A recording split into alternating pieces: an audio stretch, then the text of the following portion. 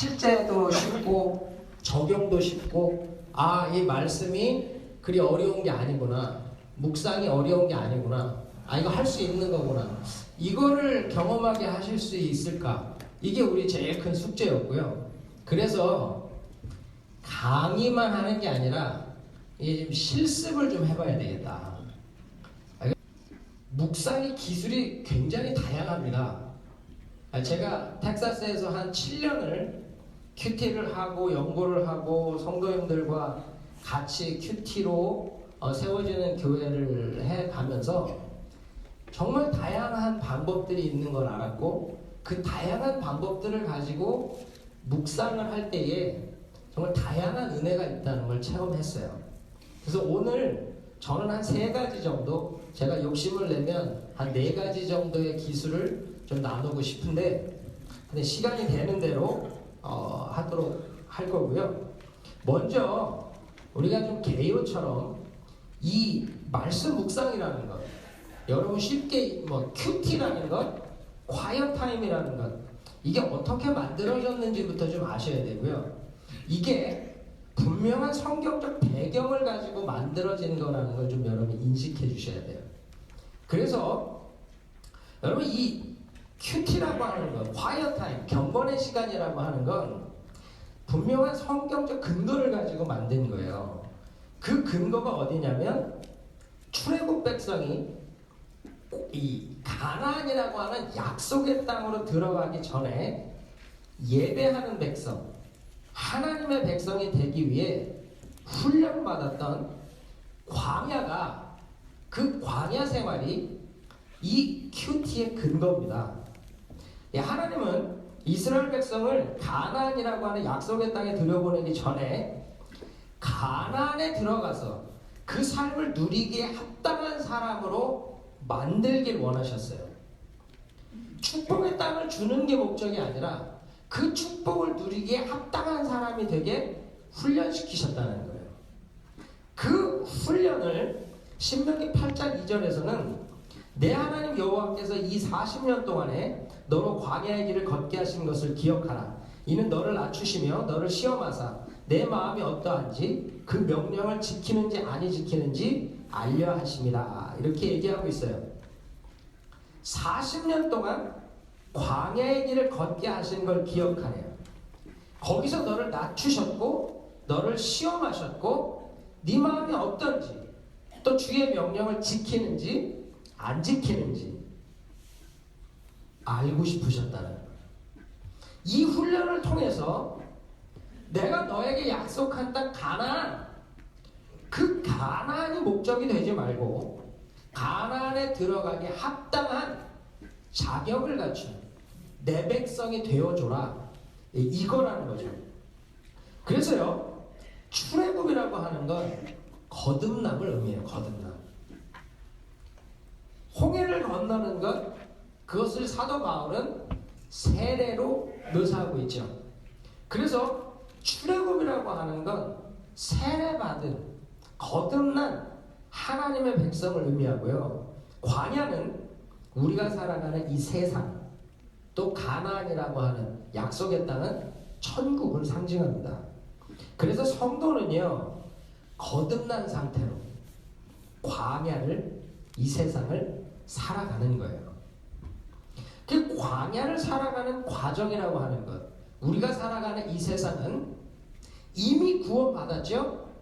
그러나 아직 우리는 약속의 땅에 도착하지 못했어요. 천국에 이르지 못했어요. 그래서 이미와 아직이라는 사이에 살아가는 거예요. 이 이미와 아직이라고 하는 사이에 살아가고 있기 때문에 우리 인생은 수고롭기도 하고 문제가 있기도 하고 어렵기도 한 거예요. 그래서 우리 주님은 가나안이라는, 천국이라는 도착지에 가는 것이 중요한 것이 아니라 어떻게 가느냐, 이걸 중요하게 여기시고, 천국에 들어가는 것도 중요하지만 어떤 모습으로 들어가느냐, 이걸 더 중요하게 보신다는 거예요. 그러므로 여러분, 우리가 살아가는 이 세상, 이 광야의 삶에서 가장 중요한 것은 무엇일까요? 그것은 하나님과 동행하는 삶이에요. 하나님과 동행하면서 그 말씀에 순종함이 없다면 가나안에 들어가도 온전한 모습으로 주 앞에 설 수 없겠죠.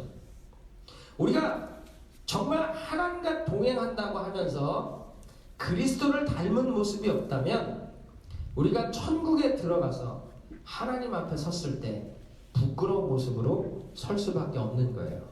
그래서 우리 주님은요, 하나님과 동행하는 삶을 광야에서 훈련하시는 거예요.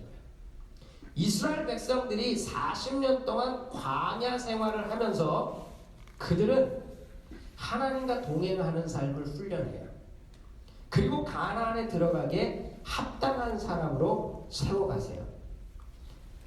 그 이스라엘 백성을 훈련하기 위해 사용하신 방법, 그것이 세 가지가 있는데 이 세 가지가 말씀 묵상을 하는 사람이 누리는 유익이고요. 그 세 가지가 우리가 큐티를 하면서 꼭 경험해야 되는 거예요. 첫째는요, 출애굽기 40장 36절로 38절에 구름 기둥과 불 기둥이 나와요. 하나님이 이스라엘을 구름 기둥과 불 기둥으로 이끄시거든요. 이건 무엇을 의미하죠? 인도하심, 또 보호하심을 의미해요. 구름 기둥이 일어서면 이스라엘은 떠날 준비를 해요. 그리고 그 구름 기둥이 멈추면 이스라엘은 텐트 치고 머물 준비를 해요. 구름 기둥이 일어나는 걸 보고 움직이고 멈추는 걸 보고 선다는 거예요. 이게 하나님의 인도하심이에요. 하나님이 이끄시는 대로 가는 거예요. 또한 그 구름 기둥은 뭐예요? 낮에 뜨거운 사막에 그늘을 만들어주고 시원하게 해주는 하나님의 보호하심이고, 불기둥은 저녁의 추위를 극복할 수 있도록 따뜻하게 데워주는 하나님의 보호하심이라는 거죠. 그래서 큐티를 하면서 주의 말씀을 묵상하는 사람들은 이 하나님의 인도하심과 보호하심을 경험하게 됩니다. 말씀을 묵상하는 중에 오늘 나의 삶을 인도하시는 하나님을 분명히 보게 돼요. 그리고 그 하나님의 온전한 보호하심을 철저하게 경험하게 된다는 거죠.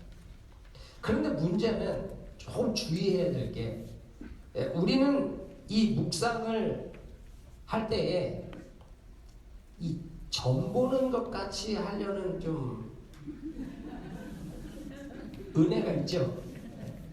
기도를 하는데 응답은 없고 마음은 답답하고 성경을 쫙 펴서 나오는 게 하나님 주시는 말씀이다. 이러면 안 된다는 거예요. 이렇게 폈는데 유다가 목매어 죽으니라고 이러면 어떻게 할 거야? 그럼 다시 펴? 너무 뒤편을 폈나? 앞편을 폈까? 창세기 폈더니 정령 죽으리라. 이러면 어떻게 할 거야?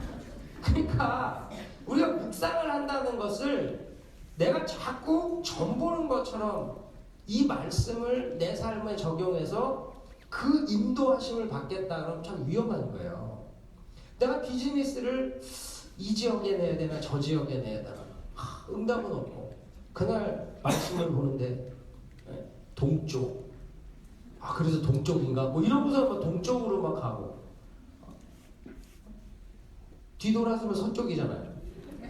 그러니까 묵상이라고 하는 것, 그것이 이렇게 점 보는 식으로 되어지면 참 위험해요. 또한 자의적으로 해석해도 위험해요. 말씀을 그냥 내 유익을 따라 갖다 붙여. 새벽에 못 일어났어. 그날 큐티 말씀이 마음은 원이로되 육신이 약하도다. 그럼 혼자만 위로하고 기뻐해. 주님이 하신 말씀이지 내가 하는 말이 아니잖아요. 그건 주님이 제자들을 보고 하신 말씀이지 제자들이 자기에게 한 말이 아니라고. 그냥 다 그런 식으로 갖다 붙여. 청년들 뭐 결혼할 때 보면 별 짓들을 다 하는데 마음에 드는 자매가 생겼어. 근데 자매가 막 나 안 좋아하는 것 같아. 되게 큐티하는데 내게 능력 주시는 자는 내가 모든 것을 할 수 있고. 뭐 그럼 거기서 은혜를 받고 막 내게 능력 주셨대. 목사님 이제 이 자매는 저의 배우자가 될 겁니다. 자의적으로 다 갖다 붙여도 하나님의 인도와 보호라고 하는 것이 절대 맞지 않아요. 그래서 우리가 점 보는 것처럼 자의적으로 하는 것처럼 이런 위험 요소만 잘 분별할 수 있는 성숙이 있다면 하나님의 말씀 속에서요 나를 이끄시는 은혜를 온전히 누릴 수 있어요. 그러려면 제가 어제 철야 예배 때 말씀을 나눴지만 여러분 말씀을 먼저 내가 깨달아야 돼요. 그것이 나를 성공으로 형통으로 이끄는 거예요. 하나님은 여러분을 성공한 인생, 정말 형통한 인생으로 이끌길 원하십니까? 별로 안 원하세요? 하나님이 여러분을 정말로 형통하고 축복된 성공한 인생으로 인도해 주시기를 축복합니다. 여호수아에게 네가 주야로 말씀을 묵상하고 좌로나 우로나 치우치지 않고 다 지켜 행하면 형통할 거래요. 그 형통이 뭐라고요? 샤칼이라는 단어의 시작은 have insight, 통찰력을 갖다요. wisely understand, 지혜롭게 이해하다요. 그 깊은 이해에서 뭔가에 대한 말씀에 대한 깊은 깨달음에서 성공으로 나가는 시작이, 번영으로 나가는 시작이 이루어진다는 거예요. 그래서 여러분들이 여러분의 삶에 정말 형통하고 성공한 인생을 살기를 원한다면 반드시 여러분 깨달음에서 시작하는 거예요. 주의 말씀이, 오늘 내게 주어진 말씀이 어떤 말씀인지에 대한 본문에서의 명확한 깨달음이 나에게 통찰력을 줘요. 깨달음을 줘요. 그럼 그것을 삶으로 연결하는 거예요. 그게 하나님의 인도고 하나님의 보호예요. 특별히 그 말씀이 때로 내가 이게 자의적인 해석은 아닌가, 갖다 붙이는 건 아닌가, 이럴 마음에 조금 갈등이 있거나 혼돈이 있을 때는 저는 이런 표현을 쓰지만 영적 컨설팅을 받으셔야 돼요. 그 말은 주관적인 응답을 객관적인 응답으로 바꾸는 과정을 가지세요. 이게 지혜예요. 우리 항상 응답받았다라고 하는데 이게 말씀을 통해 하나님 응답 주셨다. 그래서 내가 이 결정을 내리고 이게 하나님의 인도다. 그런데 여러분 그렇게 가면서 실패하거나 뭔가 잘못되거나 일이 꼬여보거나 그런 경험 해보신 적 없어요? 충분히 있어요. 왜냐하면 응답이라고 하는 게 때로는요 주관적인 응답이 돼요. 여러분 특별히 막 기도하는 중에 하나님 이거 어떻게 해야 됩니까? 이겁니까? 저겁니까? 막 기도하는 중에 갑자기 말씀이 탁 떠올라. 그러면 우리는 그게 하나님이 나에게 주신 말씀이다라고 막 혼자 막 기뻐갖고 막 춤추며 가죠. 근데 문제가 해결이 안 돼요. 이게 뭐지? 왜 그런 일이 생겨요? 우리가요 말씀을 듣고 우리 안에서 차곡차곡 쌓여진 데이터베이스가 있어요. 근데 내가 어떤 일에 집중해서 그걸 놓고 막 부르짖고 기도하다 보면 여러분 로또 뭐 로러리 이렇게 돌리다가 번호 이렇게 퉁 튀어나오는 공 튀어나오는 그런 거 본 적 있으세요? 우리 안에 말씀이 막 랜덤리 돌다가요 툭 튀어나올 수 있어요. 이게 내 안에서 올라온 말씀을 위로부터 임한 말씀이라고 착각한다는 거예요. 그러면 나는 말씀이니까 그게 하나님이 주셨다라고 내가 확신을 하는데 내 안에서 내 어떤 목적에 집중하다 보니까 필요한 말씀이 연결된 걸 수도 있다는 거예요. 그래서 말씀을 묵상하면서 이것이 하나님의 인도하심이다. 내 안에 명확하게 분별되지 못하는데 분명히 이게 하나님 말씀 같아. 헷갈리거든. 목사님이든 여러분 멘토든 그분들과 함께 이 주관적인 응답을 객관적인 응답으로 바꾸는 시간을 가지셔야 돼요. 그 시간을 가지잖아요. 그럼 분명히 구름기둥과 불기둥의 인도를 받아요. 이게 지혜입니다. 그래서 큐티가 깊어지고 깊어져도 항상 이게 주관적인 응답인지 누구나가 인정하는 객관적인 응답이 되는지 그 시간을 가지셔야 돼요. 저도 마찬가지예요.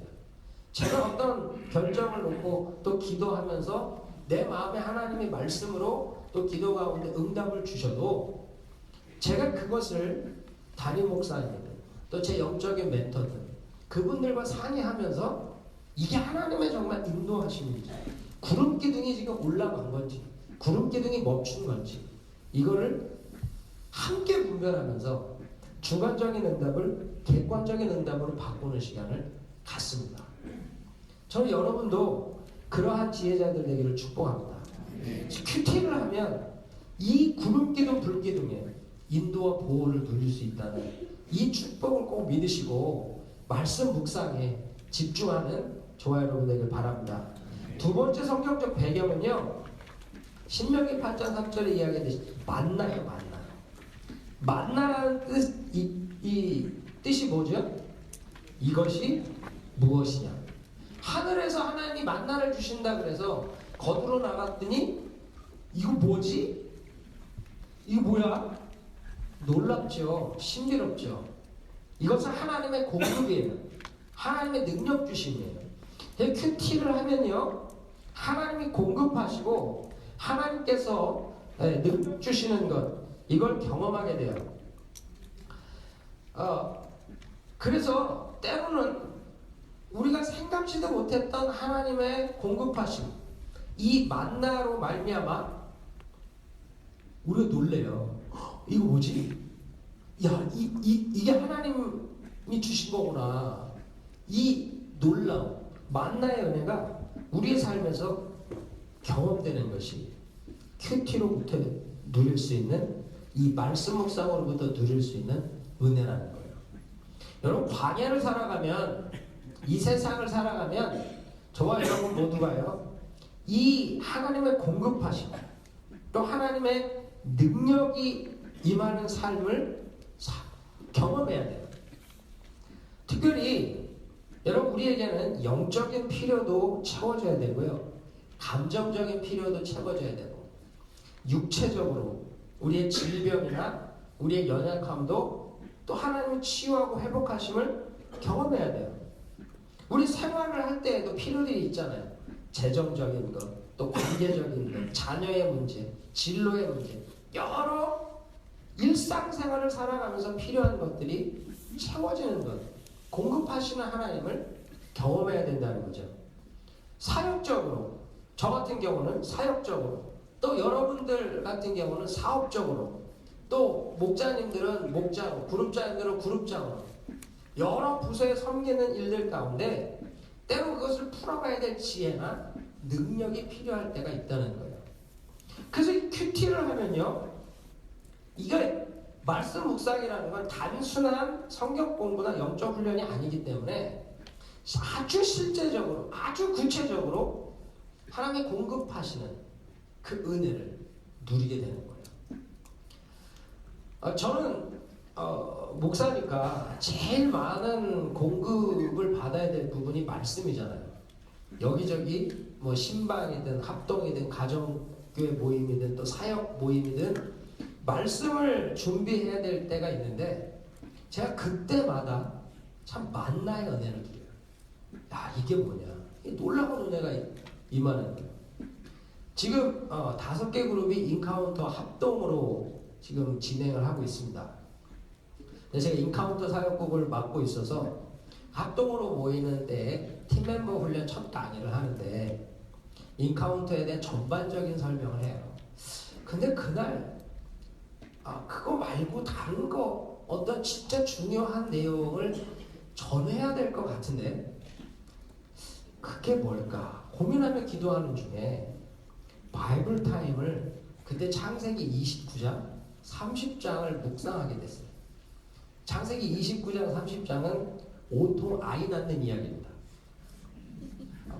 레아와 라헬이 누가 더 많이 낳나, 자기 시종까지 집어넣어 가면서 애를 낳는 경쟁을 하는 장이에요. 근데 제가 거기서 만나를 누려요. 이게 무엇이냐? 그게 뭐냐면, 여러분, 레아는 야곱의 사랑을 그렇게 많이 받지 못해요. 라헬은 야곱이 더 사랑해서 7년을 수일같이 여기면서 일을 할 만큼 사랑했던 사람이에요. 근데 라헬은 애를 못 낳아요. 레아는 애를 잘 낳아. 참 사랑도 못 받는데 애를 어떻게 이렇게 잘 낳는지 모르겠어요. 근데 제가 묵상이 되면서 저에게 만나로 임했던 게 뭐냐면, 레아는 사랑을 받지 못했는데 그에게서 누가 나와요? 유다 지파가 나와요. 유다. 그리고 그 사랑했던 라헬에게서 누가 나와요? 요셉이 나와요. 요셉이. 근데 여기서 저에게 하나님의 인사이트가 임하는데 만나요.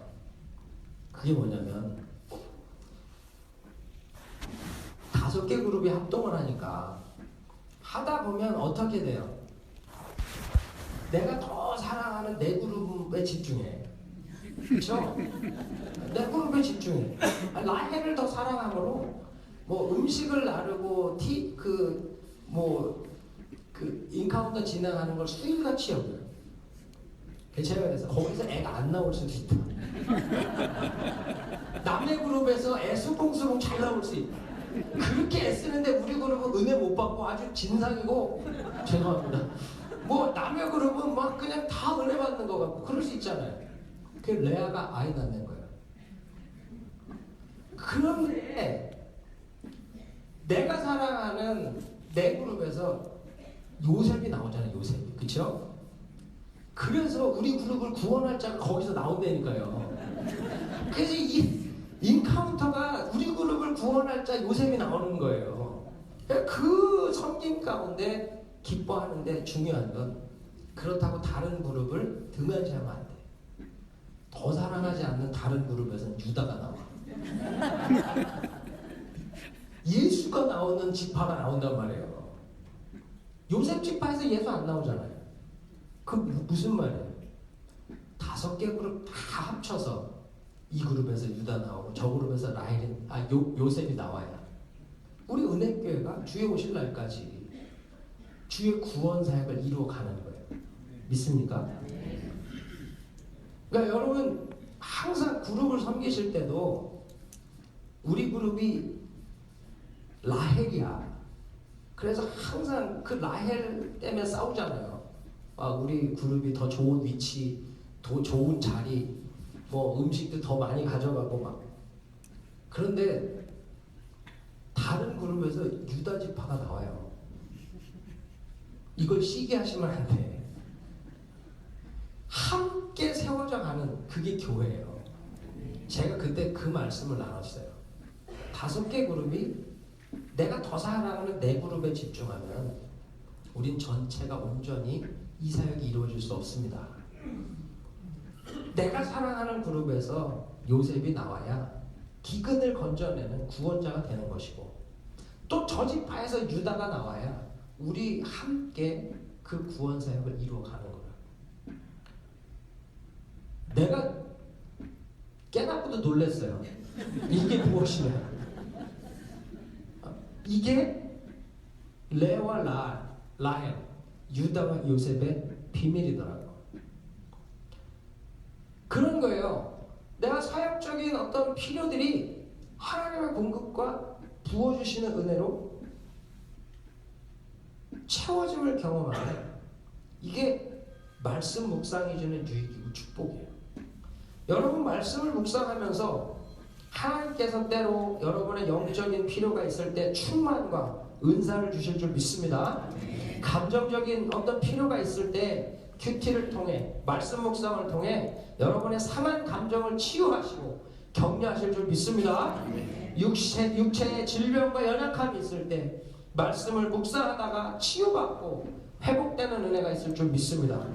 여러분의 생활적인 재정의 문제, 관계의 문제, 진로의 문제, 자녀의 문제, 어떤 인생의 문제가 있다 할지라도 하나님 말씀 묵상 가운데서 답을 주시고 온전히 인도하시고 공급해 주시는 걸 경험하게 될 줄 믿습니다. 마지막 세 번째 성경적 배경은 회막이에요. 회막. 이 회막, 성막이라고 하는 건 뭐냐면 멤버십이에요. 멤버십. 이 성막 안에는 아무나 들어갈 수 없잖아요. 오직 이스라엘 자손들만 들어갈 수 있어요. 여러분, 말씀을 묵상한다는 거 이거 아무나 하는 게 아니에요. 오직 그리스도의 보혈로 죄사함을 받고 구원을 얻은 백성들만이 말씀을 묵상하는 자리에 갈 수 있는 거예요. 이 버틀란트 러셀이라는 사람이 있어요. 그 사람이 책을 썼는데 그 책 제목이 뭐냐면 나는 왜 그리스도인이 아닌가. 그래서 이 책에 자기가 무신론자인 이유를 아주 성경을 배경으로 써요. 아주 대단히 잘 써요. 성경 가지고. 그런데 그는 내가 왜 무신론자고 내가 왜 예수를 믿지 않는지 그 이유를 성경을 가지고 쓰고 있다는 거예요. 이 말씀 모두에게 주어진 것 같지만 어떤 사람은 이 말씀 안에 들어가지 못해요. 왜? 하나님과 그 자녀된, 하나님과 그 백성된 멤버십이 없어요. 여러분 운동하러 24 피트니스를 간다. 그럼 여러분 들어가면 그냥 무조건 다 받아줘요? 나 운동하러 왔습니다. 여러분 받아줘요? 안 받아주죠. 너 멤버십이 있냐고 묻잖아요. 똑같아요. 말씀으로 묵상하러 들어가려고 해도 물어요. 너 멤버십이 있니? 너네 자녀니? 영접하는 자, 곧 그 이름을 믿는 자들에게는 하나님의 자녀가 되는 권세를 주셨으니 너 그거 있어? 그게 있어야 이 말씀 묵상 안에 들어올 수 있는 거야. 그것이 주님의 말씀이라는 거예요. 그래서 여러분, 말씀 묵상은요 아무나 할 수 있는 게 아니에요. 오직 예수의 보혈로 죄사함을 받은 하나님의 자녀만 할 수 있는 줄 믿습니다. 그 말은요, 말씀을 묵상한다라고 하는 건 내가 하나님 안으로 들어가는 것이고 하나님의 자녀가 되는 것이고 그 하나님과 함께 동행한다는 것을 의미해요.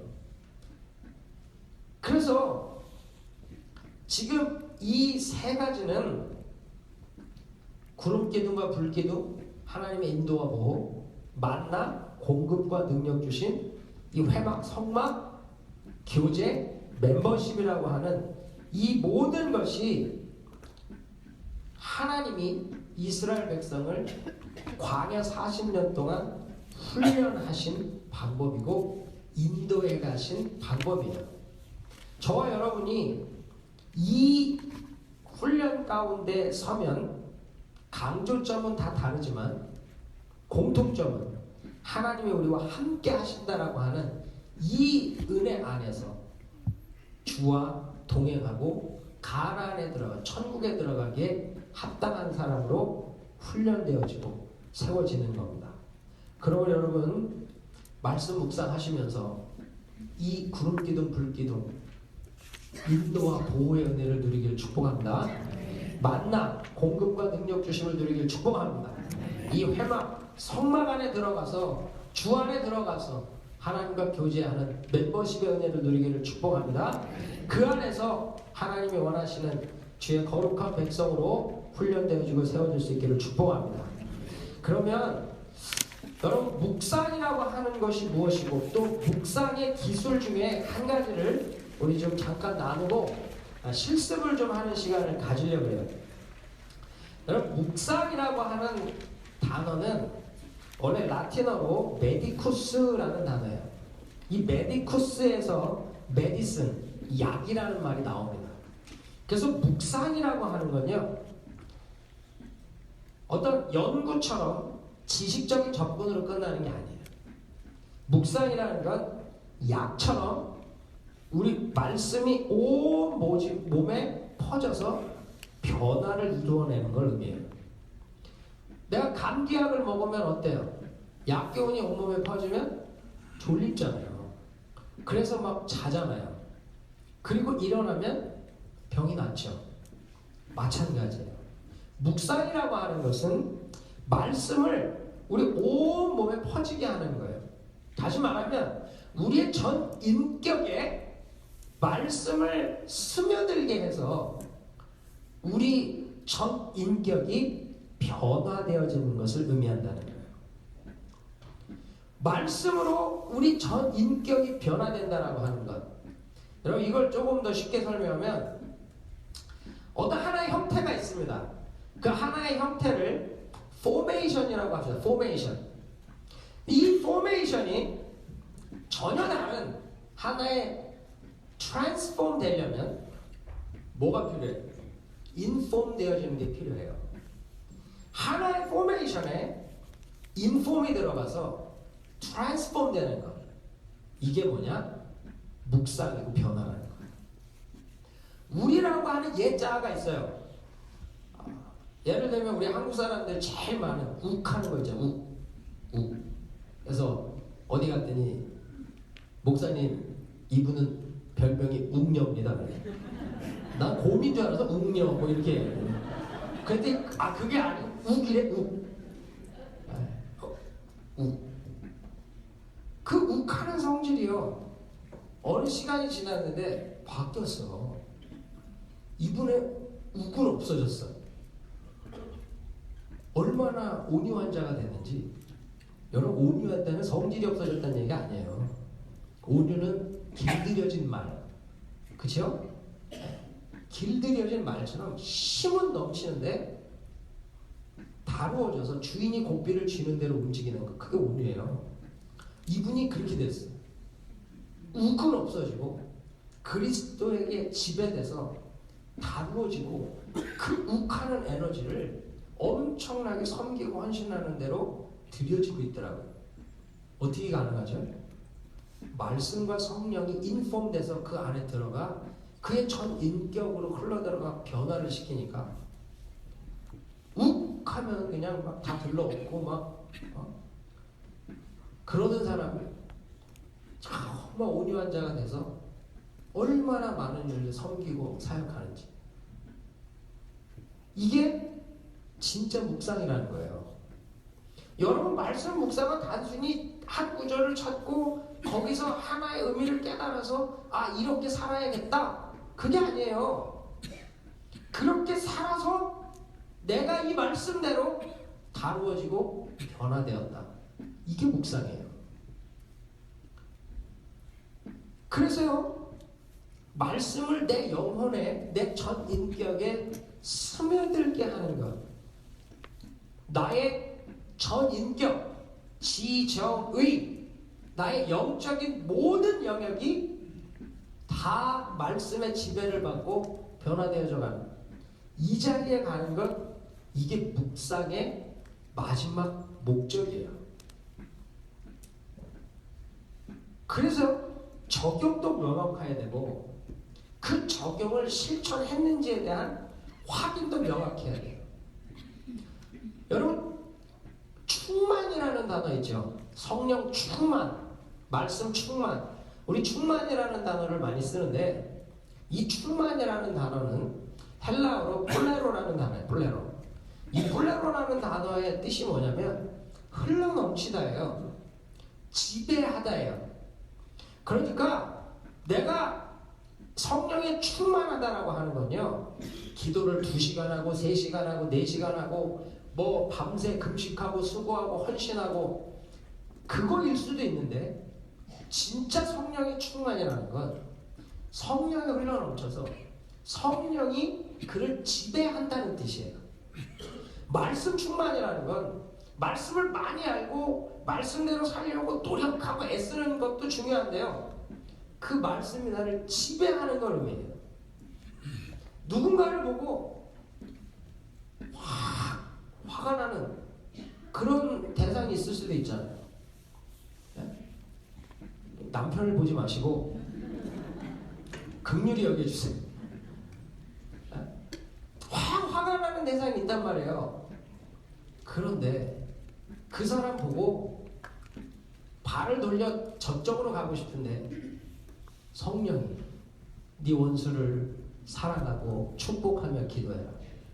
그 말을 내가 받아들여서 그 말의 지배를 받아서 그를 사랑하고 축복하며 기도할 수 있다? 이게 충만이에요.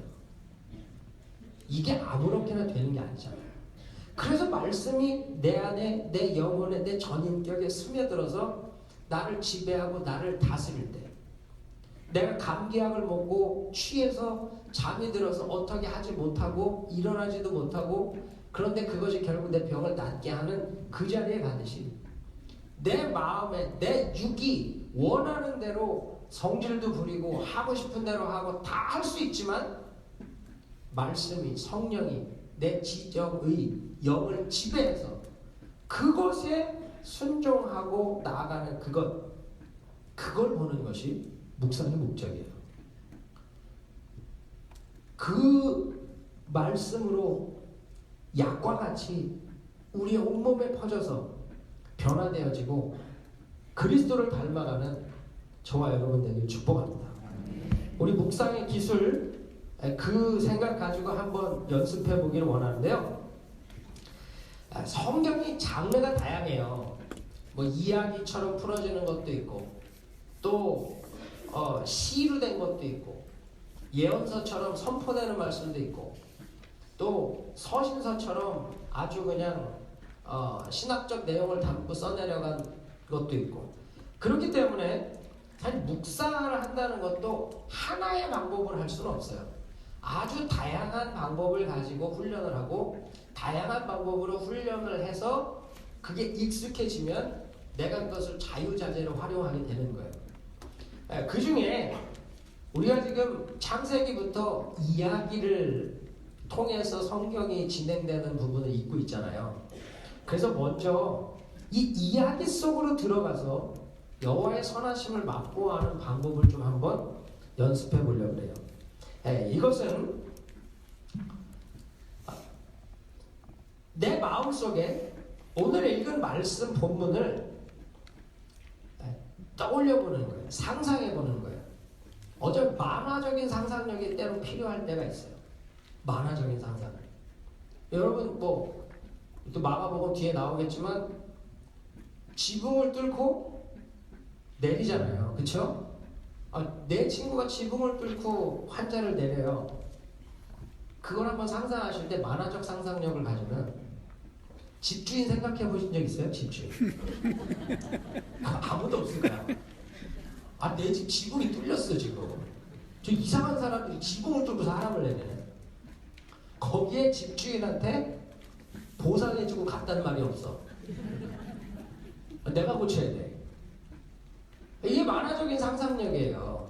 그 장면을 묵상을 하면서 그 안으로 내가 들어가서 내가 집주인도 되고 내가 중풍병자도 되고 내가 지붕에 달아내려오는 내 친구도 되고 구경하고 있는 그 군중도 되고, 그러면서 그 안에서 질문을 하고 답을 찾다 보면 하나님이 나에게 주시는 그 음성을 듣게 돼요. 그 감동을 받게 돼요. 그 안에서 내가 어떻게 해야 할지를 찾게 돼요. 특별히 묵상을 할 때, 적용을 할 때는 성경을 유리창처럼 놓고 유리창 바깥에 보이는 세상을 보듯이 성경을 통해서 보여지는 내 삶을 보는 것, 이게 적용으로 가는 건데요.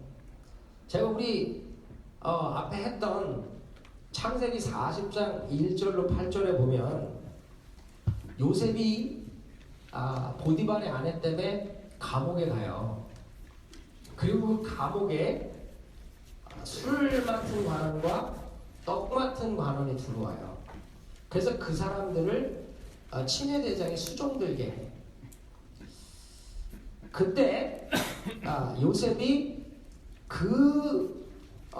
술 맡은 관원과 떡 맡은 관원의 얼굴에 근심이 있는 걸 보게 돼요. 그리고 그들의 꿈을 해석을 해주게 되는 것이 창세기 40장 내용인데요. 제가 그 말씀을 묵상하면서 이 이야기 속으로 들어가는 방법을 통해서 묵상을 했어요. 근데 친위대장의 집에 있는 옥의 가든이 곧 요셉이 갇힌 곳이다. 내가 요셉으로 생각해보고 내가 갇힌 곳이 어딜까? 그랬더니 11그룹과 16그룹에 갇혀있더라고. 친위대장인 우리 목사님이 그들을 수종들게 해서 제가 11그룹과 16그룹을 수종들고 있는 거예요. 그리고 다시 생각해보니까 우리 집이 내가 갇힌 곳이야. 내 아내와 자녀들을 수종들게 해서 내 수종들고 있는 거더라. 이해가 되십니까? 네, 말씀을 그렇게 보기 시작하는 거예요. 그런데 거기 요셉이 아침에 들어가 보니 그들에게 근심빛이 있는지. 1월 달이거든요. 11그룹, 16그룹 갔더니 그룹장님 얼굴에 근심빛이 있는지라. 목자들과 목원들에게 근심빛이 있는지라. 그럴 수 있잖아요. 진짜란 얘기 아니라 그렇단 얘기예요. 지금 이렇게 이해를 하셔야 된다는 거예요. 집에를 들어갔더니 우리 딸에게 근심의 빛이 있는지라. 그래서 제가 오늘 당신의 얼굴에 근심빛이 있나이까? 딸아, 오늘 너의 얼굴에 근심빛이 있느냐? 아빠, 내가 어디를 뭘 사는 꿈을 꾸었는데 그 꿈을 해석할 자가 없도다. 사달라는 거예요. 랩탑 사달라는 거야. 아빠, 내가 랩탑을 사는 꿈을 꾸었을 때 해석할 자가 없도다. 이해가 되시죠? 우리가 말씀을 묵상할 때 이렇게 들어가면 내가 해야 할 일이 무엇일까? 이 근심빛을 거두어내는 사역. 나는 11그룹, 16그룹에 2년은 이제 갇혀 있는 거예요. 그럼 거기서 내가 요셉과 같이 형통한 자가 돼서 어떻게 섬기고 어떻게 그들의 근심을 거두어내는 그 사역을 할까? 고민을 하는 거죠.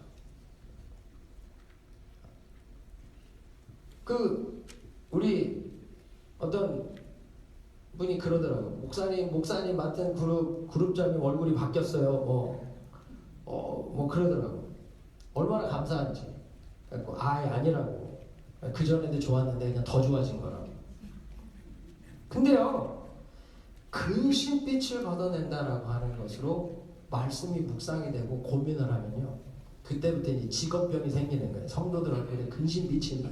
계속 집에 들어가도 우리 아내의 근심빛이 있나? 오늘 당신의 얼굴에 근심빛이 있나이까? 당신 때문이에요. 이러면 안 되잖아요. 내가 우리 아내 얼굴에 근심빛을 얹어놓는 사람이 되면 안 되잖아요. 여러분, 이게 이야기 속으로 들어가요. 그리고 저는 또 다른 한편으로 보면 친위대장의 입장에 한번 대봤어요. 아니, 왜 내가 친위대장 때 이 사람들이 오냔 말이야. 이 술 맡은 관원, 떡 맡은 관원은 비서실장이잖아. 지금 감옥에 있어도 위세가 당당한 사람들인데 이 사람 중에 누가 하나가 복권이 되면 이게 내가 또 여기서 잘했네 못했네 하고 내 목이 잘릴 수도 있어. 아니, 왜 내 때 이런 일이 있냔 말이에요. 그러니까 요셉에게 저 사람들 수종 잘 들어라. 감옥에서 아주 최고의 능력자에게 지금 수종 들게 해놓고 그들을 섬기게 하잖아요.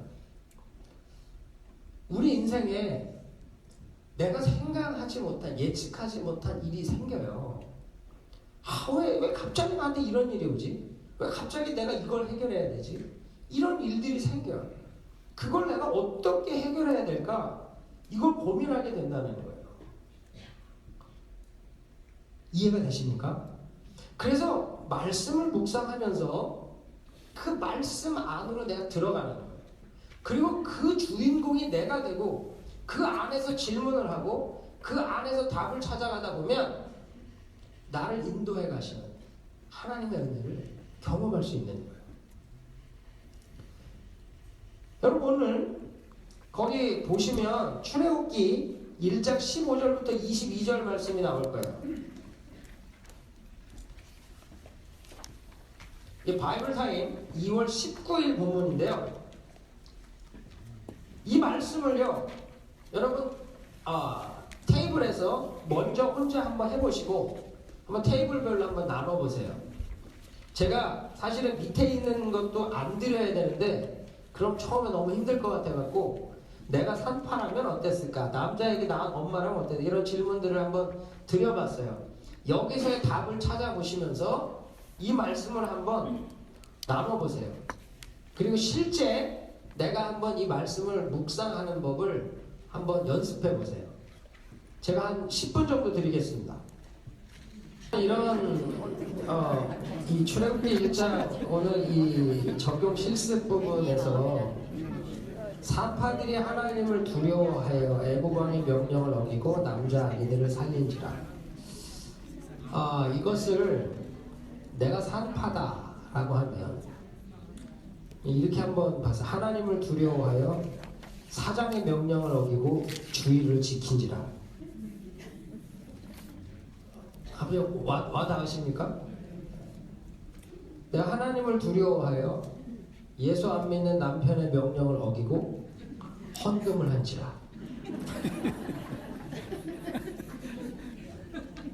느껴지십니까? 내가 하나님을 두려워하여 이 하나님을 두려워하여 세상의 어떤 명령을 내가 어기면서 내가 죽을 수도 있고 손해볼 수도 있는데 아기를 살리는 것. 내가 하나님을 두려워하여 진짜 이 남자 아기라고 하는 건 진리거든요. 진리. 이 진리를 살리는 일, 그 일을 할 만큼 내가 하나님을 더 두려워하고 있는 것. 내가 손해를 보고 솔직히 이 아이들은 내 자식도 아니잖아요. 뭐 내가 낳아서 죽인다 한들 내 책임도 아니잖아요. 그런데 산파들은 하나님을 두려워해서 그 아이를 살려요. 저는 하나님을 두려워하여 세상의 명령을 어기고 선교지를 살린지라. 터키를 살린지라, 쿠바를 살린지라, 인도를 살린지라. 여러분 터키 같은 데는 나 예수 믿는 사람입니다. 그러면 바로 천국에 보내줄 수도 있어요. 그렇게 위험한 데입니다. 거기서 내가 하나님을 두려워하여 터키 정부의 명령을 어기고 진리를 살린다. 이것이 말씀을 묵상하면서 적용해가는 과정이에요. 하나님이 이 산파들에게 은혜를 베풀어 주시죠.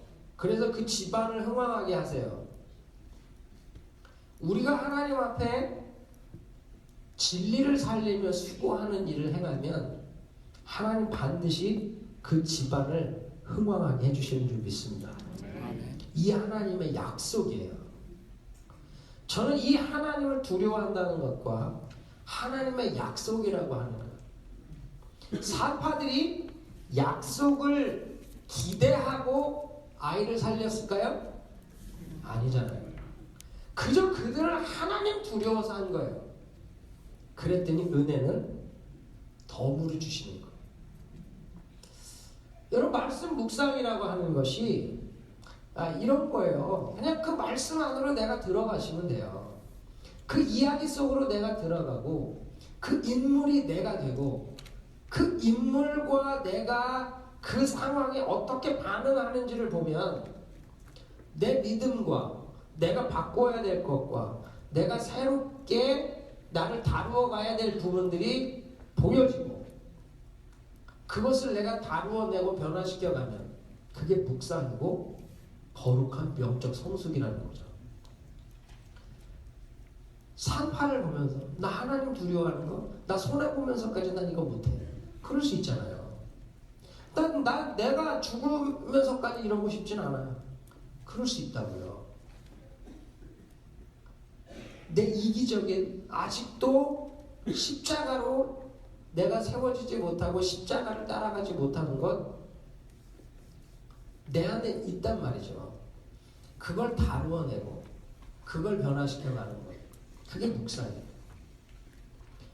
말씀을 묵상하면서 우리는 또 거울과 같은 모습으로 나를 보는 거예요. 말씀에 비춰진 나의 모습을 보면 이 히브리 산파, 이 사람이 얼마나 믿음이 좋은가라는 걸 다시 보게 돼요. 나는 정말로 이런가라는 걸 다시 보게 돼요. 여러분, 저와 여러분이요, 이 히브리 산파예요. 하나님이 한 영혼을 낳으라고 우리에게 산파의 직분을 맡겨주신 거예요. 그룹에서 목자, 산파예요, 산파. 한 영혼을 낳으라고. 뒤에 보면 모세가 태어나잖아요. 그랬더니 2장의 2절에 보면 그가 잘생긴 것을 보고, 그러니까 잘생겨 살아남는 거예요. 잘생기니까 세상을 숨겨. 이게 그 말이에요? 이건 그 말 아니잖아요. 뒤에 히브리서의 말씀에 보면 이건 뭐예요? 잘생긴 것, 이것을 하나님이 기뻐하시는 모습이라고 봐요. 하나님 보시기에 아름다운 거라는 거예요. 이 하나님 보시기에 아름다운 그 사람을 우리가 섬기고 살리는 것, 이게 그리스도인들이 해야 될 일이라는 거죠. 내가 이 모세가 태어났는데 왜 3달밖에 못 지키죠? 빽빽 울어. 하지만 소리가 너무 크게 울어. 그래서 감출 수가 없어. 목원들이 빽빽 우는 겁니다. 또 막 힘들게 하는 사람들이 아주 그냥 우렁차게 힘있게 소리를 내는 거예요. 그럼 내가 도저히 감당하지 못하겠구나.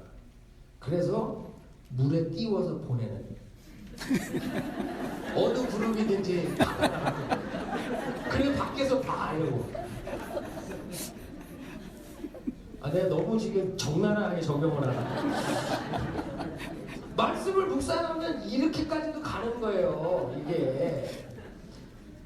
근데 그것도 뭐 그렇게 잘못, 여기 지금 갈대상자, 이 갈대상자라고 하는 출애굽기 2장 이 3절의 갈대상자는 히브리어로 무슨 단어랑 똑같냐면 노아의 방주의 그 방주와 똑같은 단어예요. 그러니까 지금 모세를 띄워보내는 갈대상자는 구원의 방주고, 그것을 이 바로의 딸이 거두잖아요. 그래서 애굽의 구원, 애굽에서 나아가게 되는 그 출애굽의 구속 역사를 주님이 준비하시는데, 여러분 이 말씀을 묵상한다는 게 그런 겁니다. 이야기 속으로 들어가서 거울의 이미지로 나를 보면 히브리 산파의 모습과 내 모습이 너무 비교가 돼. 너무 초라해. 천국이 있다는 걸 믿으면서도 나 여기서 손해보고 싶지 않고, 천국이 있다는 걸 믿으면서도 난 이렇게 죽고 싶지 않고, 내가 하루라도 여기서 더 살고 싶은 것, 그게 우리의 부족함이잖아요. 그걸 보면서 거울처럼 말씀을 비추어 나를 참 부끄럽습니다, 주님. 내가 예수를 몇 년을 믿었는데 아직 이 모습 이대로입니까? 그러면서 그 말씀을 내 영혼의 지정의로 밀어넣으면 그게 약처럼 퍼지면 내가 그 안을 회개하고 하나님 앞에 은혜를 구하며 다루어지면 거룩한 변화가 이루어지는 거예요. 또 이것을 참으로 놓고 보면, 야, 처음 우리 가정교회 올 때 잘생겼어. 그냥 너무 보기에 좋고 너무 기대주야. 우리 그룹을 건질 자 같아. 막 근데 이 빽빽 울기 시작하네. 주여, 막 내가 울어 막 세례를 죽겠습니다. 그러고는 갈대상자에 이렇게 뛰어보내는 나를 보면서, 주님, 나를 불쌍히 여겨주십시오. 내가 아직도 이걸 감당을 못하네요. 내가 이걸 세워내지 못하네요. 그래도 보내주고 또 그 유모가 돼서 또 그 키우잖아요. 다른 가정교회로 간들 어떻습니까? 다른 그룹으로 간들 어때요? 거기 가서도 잘 할 수 있게 격려해주고 축복해주고 함께 세워져 가면 되잖아요. 근데 보내놓고 쳐다도 안 봐. 내가 다른 교회로 가는 꼴은 봐도 내가 우리 교회에 있는 꼴은 못 봅니다. 이렇게 되는 분들이 있으면 안 되잖아요. 이 떠나보내놓고 안타까운 마음으로 또 쳐다보고 있잖아요. 목자들의 심정은 이런 거예요. 내게 있는 일만으로 저 이만을 감당치 못하니까도 같이 나라. 내가 감당이 안 돼. 아직 나도 목자지만 믿음이 안 돼. 목사도 마찬가지예요. 내가 목사지만 나도 정말로 이게 안 될 수도 있잖아요. 그래서 떠나보낼 수도 있지만, 그러나 내 마음은 어디로 가나 지켜보고 또 어떻게 서고 있나 안타까운 마음으로 바라보는 거예요.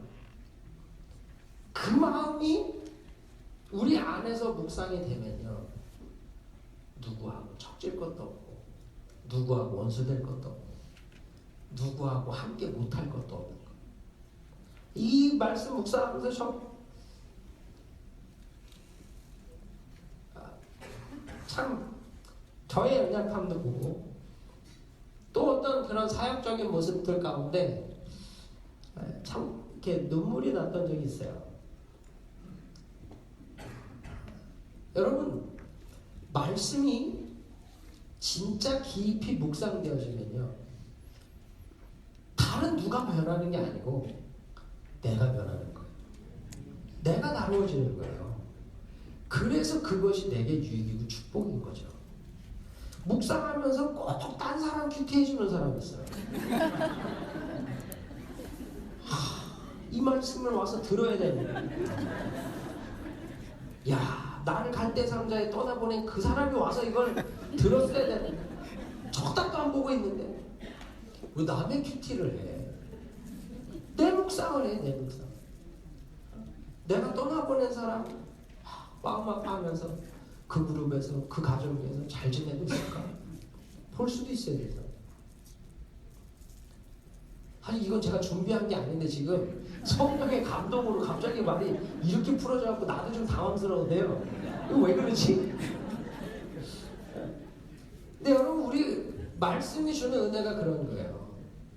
저는 오늘 본문을 앞에 것밖에 안 했잖아요. 근데 갑자기 왜 2장을 가냐고 이게. 분명히 이 가운데 그 은혜가 필요한 분이 있는 것 같아요. 주변을 보지는 마세요. 우리 주님을 바라보면서 우리 그렇게 함께 세워져 가면서 내가 다루어지고 내가 거룩해지면 그게 내게 유익이 되는 줄 믿습니다. 아멘. 이야기 속으로 들어가는 것 어디 좀 이해가 되세요? 이 안에 들어가 내가 그 주인공이 되고, 그래서 내가 거울처럼 바라보고 나의 부족을 보고 창처럼 놓고 투영해서 그 현실 속에서의 나의 모습과 행해야 될 것들을 분별하는 것, 이게 우리에게 세워지면 그게 나를 바꿔가는 약이 돼요. 구약과 신약이 약이 돼서 나를 변화시키는, 약속이 나를 유익으로 이끌어가는 복을 누리게 되는 줄 믿습니다.